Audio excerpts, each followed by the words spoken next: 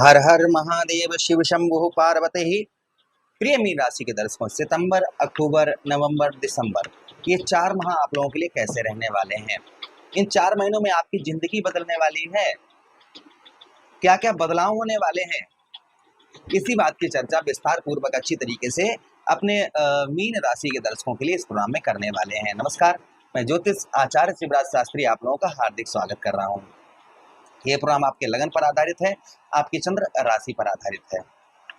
चलिए प्रोग्राम को प्रारंभ करते हैं, समझने का प्रयास करते हैं। देखिए, एक चीज हम प्रोग्राम में आपको पहले ही बताते चले, अगर आप इस प्रोग्राम को पूरा देखें तो आप देखें, अन्यथा इस प्रोग्राम को आप छोड़ दीजिएगा। आप दूसरा कोई प्रोग्राम देख लीजिए, किसी और चाहे जिसका उसका देखिए। अगर आप देखना चाहते हैं तो पूरा देखिएगा, ये बात हमारी थोड़ा मान के चलिएगा, तभी आपको इस प्रोग्राम का लाभ मिलेगा। मैंने बड़ी मेहनत करके इस प्रोग्राम में डिग्रियों को, ग्रहों की, जैसे शनिदेव महाराज, राहु महाराज, केतु महाराज, देवगुरु बृहस्पति, इनकी डिग्रियों को निकाल कर रखा है और इनकी कब राशि परिवर्तन होगा, कब इनका क्या मतलब, इनकी क्या स्थिति इनकी होगी, मैंने ये सब चीज़ों का एक निचोड़ निकाला है, जिससे आपके जीवन पर जो प्रभाव है वो बदलते हुए नजर आएंगे। देखिए, शनिदेव महाराज की हमने डिग्रियों को निकाल कर रखा है। शनिदेव महाराज की सितंबर में 05, अक्टूबर के महीने में 03, नवंबर के महीने में 01 और दिसंबर के महीने में 00, क्योंकि 27 नवंबर को देवगुरु बृहस्पति वक्री अवस्था से मार्गी अवस्था में हो जाएंगे। कहाँ पर हो जाएंगे? आपके लगन भाव पर हो जाएंगे। राहु महाराज और केतु महाराज एक ही शरीर के दो हिस्से हैं, एक ही शरीर के दो हिस्से हैं और एक साथ ही राशि परिवर्तन करते हैं। इनकी डिग्रियों का परिवर्तन होगा। जैसे केतु महाराज की डिग्री जो रहेंगी वो सितंबर के महीने में 24 डिग्री, अक्टूबर के महीने में 22 डिग्री, नवंबर के महीने में 21 डिग्री, दिसंबर के महीने में 19 डिग्री। सेम डिग्रियां रहेंगी राहु महाराज की, सितंबर में 24, अक्टूबर में 22, नवंबर में 21, दिसंबर में 19 डिग्री।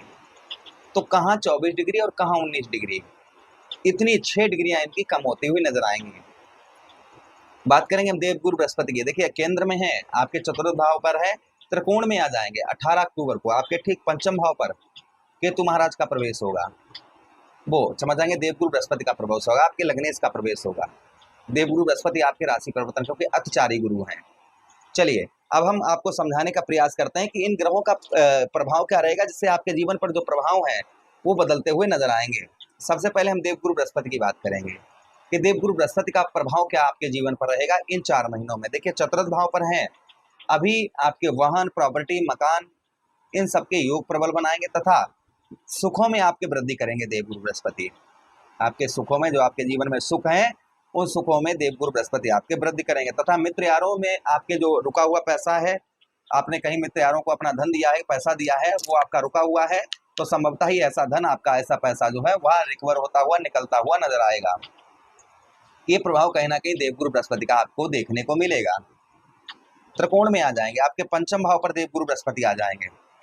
त्रिकोण में देवगुरु बृहस्पति आएंगे, पंचम भाव पर आएंगे, जिससे पुत्र का, भाई संतान के कारक देवगुरु बृहस्पति हैं। देवगुरु बृहस्पति किसके कारक हैं? संतान के कारक देवगुरु बृहस्पति हैं। तो संतान से आपको उत्तम अच्छा सुख प्राप्त होता हुआ नजर आएगा। संतान से जो आपके रिलेशन खराब चल रहे हैं, वह रिलेशन आपके उत्तम अच्छे होते हुए नजर आएंगे। संतान से जो आपके परेशानियां चल रही हैं, वो परेशानियां आपकी दूर होती हुई नजर आएंगी। बच्चे आपकी बात नहीं मानते हैं, आपके रास्ते पर चलते हुए आपकी संतान, आपके बच्चे जो हैं आपके रास्ते पर चलते हुए नजर आएंगे। ये प्रभाव कहीं ना कहीं देखने को मिलेगा। किसका मिलेगा? ये प्रभाव कहीं ना कहीं देखने को मिलेगा देवगुरु बृहस्पति का। अच्छा, उसी के साथ ही साथ आगे हम बात करते हैं बुद्धि। जो आपकी बुद्धि काम नहीं कर रही थी, तो संभवतः ही बुद्धि, भाई बुद्धि के कारक देवगुरु बृहस्पति हैं, ज्ञान के कारक देवगुरु बृहस्पति हैं, तो बुद्धि में भी आपके परिवर्तन लाते हुए नजर आएंगे, क्योंकि अपने मित्र की राशि अर्थात चंद्र की राशि में होंगे। तो बुद्धि में भी, आपके बुद्धि से भी आप जो है सफलता प्राप्त करते हुए नजर आएंगे। जो बुद्धि से आपको जो सफलता प्राप्त नहीं हो पा रही है, वो संभवतः ही आप अपनी बुद्धि से सफलता प्राप्त करते हुए नजर आएंगे। तथा उसी के साथ ही साथ कुछ यात्राएं आपकी देवगुरु बृहस्पति करवाएंगे। पितृ दोष का जो दोष लगा हुआ है, वो दोष मुक्त आपको करवाएंगे देवगुरु बृहस्पति। पिता की ओर से जो आपके अनबन हो रही है, लड़ाई झगड़े आपके हो रहे हैं, पिता की ओर से कोई हेल्प आपको प्राप्त नहीं हो पा रही है, तो संभवतः ही पिता की ओर से आपको हेल्प भी प्राप्त होती हुई नजर आएगी। संतान, बच्चों से आपके रिलेशन अच्छे रहेंगे। कर्म का फल, आपके मेहनत का आपको फल उत्तम अच्छा प्राप्त होगा। जो आपका वेट, वजन इस समय पर बढ़ा हुआ है, बहुत ज्यादा हुआ वेट, वजन आपका कम होता हुआ नजर आएगा। ये प्रभाव कहीं ना कहीं आपके ऊपर रहेगा। किसका? ये प्रभाव रहेगा देवगुरु बृहस्पति का। भाई ज्योतिष शास्त्र में इस चीज का साफ साफ प्रमाण आया, वर्णन आया है, जिस भाव में देवगुरु बृहस्पति बैठते हैं वो भाव गंगा मैया के जल की तरह पवित्र हो जाता है। जहां पर देवगुरु बृहस्पति की दृष्टियां पड़ती हैं वो भी भाव गंगा मैया के जल की तरह पवित्र हो जाता है। अब हम बात करेंगे केतु महाराज की। भाई केतु जो है ना आपके लिए पॉजिटिव है, आप बिल्कुल मत ये सोचिएगा नेगेटिव है। केतु आपके लिए जो है ना वो पॉजिटिव है, आपके षष्ठम भाव पर है, इसलिए शत्रुओं पर विजय प्राप्त होती हुई नजर आएगी। जो शत्रुओं पर आपके विजय प्राप्त, आपके दुश्मनों पर आप विजय नहीं प्राप्त कर पा रहे थे, आपके शत्रु आपके कार्य में बाधा पहुंचा रहे थे, शत्रु बहुत ज्यादा आपको परेशान कर रहे थे, तो शत्रुओं पर आपको जो है विजय प्राप्त होती हुई नजर आएगी। शत्रुओं पर जो आपके शत्रु आपको परेशान कर रहे थे तो संभवतः ही शत्रुओं पर आप जो है विजय प्राप्त करते हुए नजर आएंगे। उसी के साथ ही साथ में जो आप पर बहुत ज्यादा अनावश्यक कर्ज आपके ऊपर लदा हुआ है, बहुत ज्यादा कर्जा आपके ऊपर चढ़ा हुआ है, वो संभवतः ही आपके ऊपर कर्ज जो है वह आपका दूर होता हुआ नजर आएगा। बहुत ज्यादा आपके ऊपर कर्ज लदा हुआ है, कर्ज से आप बहुत ज्यादा परेशान हैं, तो संभवतः ही आपका कर्ज जो है वह दूर होता हुआ नजर आएगा। संतान से आपको गुड न्यूज, अच्छी खबर प्राप्त होती हुई नजर आएगी। चचेरे में मेरे भाइयों से आपके जो रिलेशन है, आपके संबंध हैं, वो संबंधों में आपके सुधार होता हुआ नजर आएगा। अच्छा, उसी के साथ ही साथ जो कष्ट परेशानी आपको हो रही थी, मृत्यु तुल्य कष्ट परेशानी, वो आपकी दूर होती हुई नजर आएगी इस बीच में। अच्छा, उसी के साथ ही साथ आगे हम बात करते हैं शनिदेव महाराज की। शनिदेव महाराज का प्रभाव इन महीनों में आपके ऊपर कैसा रहेगा? देखिए, आपके लगन भाव पर है, जिससे आपको मानसिक कष्ट परेशानी, पीड़ा, जो मानसिक कष्ट परेशानी, डिप्रेशन में आप चल रहे थे, ये आपका कम होता हुआ नजर आएगा। यश की प्राप्ति होती हुई नजर आएगी। जो कुछ गुण, मतलब कोई चीज सीख रहे थे उसे आप सीख नहीं पा रहे थे, तो संभवतः ही वह आप सीखते हुए नजर आएंगे। कुछ सुखों में आपके वृद्धि करते हुए नजर आएंगे शनिदेव महाराज। दुख आपके कम रहेंगे। तेज बल, शरीर के अंदर एक तेज, एक बल, ये आपका उभरता हुआ नजर आएगा। खासकर अभी भी रहेगा, किंतु 27 नवंबर के बाद बहुत अच्छा देखने को मिलेगा। साहस पराक्रम आपका बढ़ चढ़ कर रहेगा। व्यवसाय के क्षेत्र तथा व्यापार के क्षेत्र में भी आपको लाभ पहुंचाते हुए नजर आएंगे शनिदेव महाराज। द्वादश भाव, राहु महाराज आपके 12वें भाव पर बैठे हैं। फॉरेन से अच्छा लाभ होता हुआ नजर आएगा। जो आपको कष्ट परेशानी, कोर्ट कचहरी, मुकदमा, थाना, हॉस्पिटल के चक्कर ये आपके लग रहे थे, ये संभवतः ही आपके कम होते हुए नजर आएंगे। पुलिस थाना बहुत ज्यादा हो रहा है, लड़ाई झगड़े आपके बहुत ज्यादा हो रहे हैं, ये आपके थमते हुए नजर आएंगे। उसी के साथ ही साथ पैरों से रिलेटेड जो परेशानियां आपको हो रही है, और मतलब पैरों में, ऐठन में, जोड़ों में दर्द परेशानी हो रही है, ये आपकी कम होती हुई नजर आएगी।